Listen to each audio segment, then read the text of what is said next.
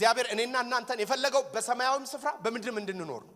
በፍጥረት መካከል በሰማያዊ ስፍራና በምድር ያለ እንደኔና እንደናንተ ሌላ የለም። ኤንጀሊክ ሪልም መንፈሳዊ ዓለም ያለ ነው። እኔና እናንተ ግን ሄቨንሊም እርዝሊም አለን።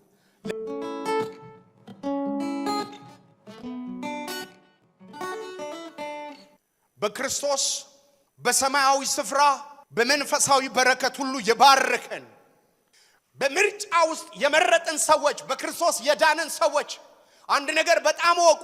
እግዚአብሔር በሰማያዊ ስፍራ በመንፈሳዊ በረከት ባርኳቸዋል። እነዚህ በረከቶች ኒማቲኮስ ብሌሲንግ ይባላሉ ወይም ደግሞ መንፈሳዊ በረከቶች ይባላሉ። መንፈሳዊ በረከት መሆኑ ቁሳዊ በረከትን አያካትትም፣ ያካትታል። መንፈሳዊ ቁሳዊን ይመራል። ሁለቱም ልክ አይደለም። ይሄ ስጋዊ በረከት አይደለም አያስፈልግም የሚል ሰው ካለም ልክ አይደለም። ይሄ መንፈሳዊ ስለሆነ ቁሳዊ ያጠቃልላል ምንም መንፈሳዊ ነገር ማነው ቁሳዊ ነገር የለውም የሚለው እሱም ልክ አይደለም። ምክንያቱም አንድ ሰው በመንፈሳዊ ዓለም ውስጥ አፐር ሃንድ ካደረገ በስጋዊ ዓለም አፐር ሃንድ ያደርጋል። ምክንያቱም እርዝ የሚገዛው በሄቨን ሎ ነው።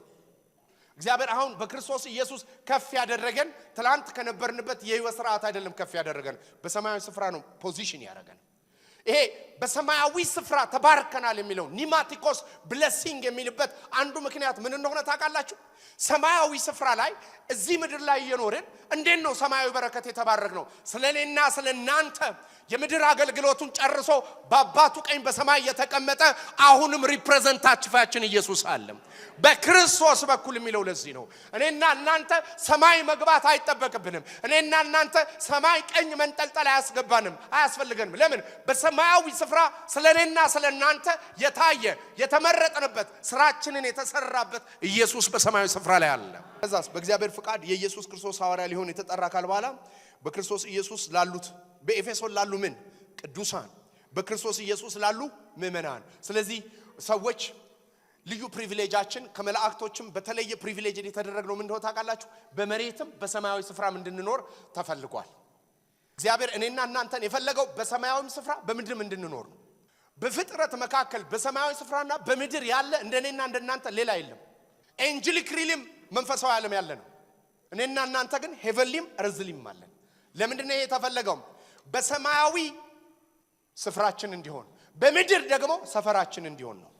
በሌላ አማርኛ ከስፍራ ወደ ሰፈር እንድንሰራ ተጠርተናል። ሌላ አማርኛ እግዚአብሔር በክርስቶስ ኢየሱስ በመንፈሳዊ ዓለም ላይ የጨረሰውን በእኔና በእናንተ አማካይነት ወደ ሰፈር ለማምጣት ነው። በክርስቶስ ኢየሱስ ሰማያዊ ስፍራ ላይ አለ የምንለው ነገር በሙሉ ለዚህ ነው መጽሐፍ ቅዱስ እዚሁ ኤፌሶን መጽሐፍ ሲናገር ምን ይላል?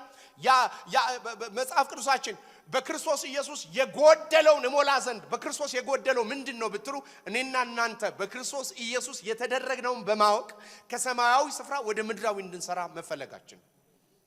ሁሌ እንደምላችሁ ገርጂ ሰፈሬ ነው፣ ኢየሱስ ስፍራዬ ነው። ስለዚህ ከሰፈሬ ወደ ስፍራ ሳይሆን ከስፍራዬ ወደ ሰፈር ነው መሰራው።